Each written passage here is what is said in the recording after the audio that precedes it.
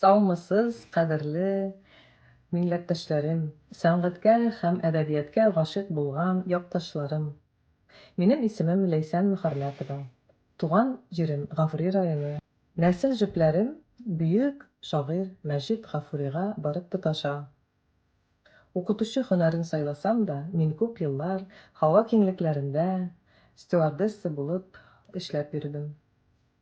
Әлеге вакытта мин баш калабыз Уфада яшим. Мин 3 бала әнисе һәм менә 1 ел инде Мәҗит Гафури фондының амбассадоры булып эшлим.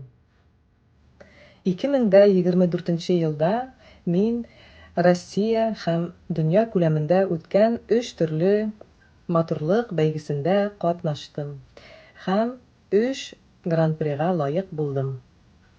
Мәҗит Гафури иҗаты бүгенге көндә дә үзенең актуальлыгын һәм матурлыгын югалтмады. Күп кеше аның иҗатын яратып укый һәм мәктәп программасында да бөтен аның шигырьләрен ятлыйлар.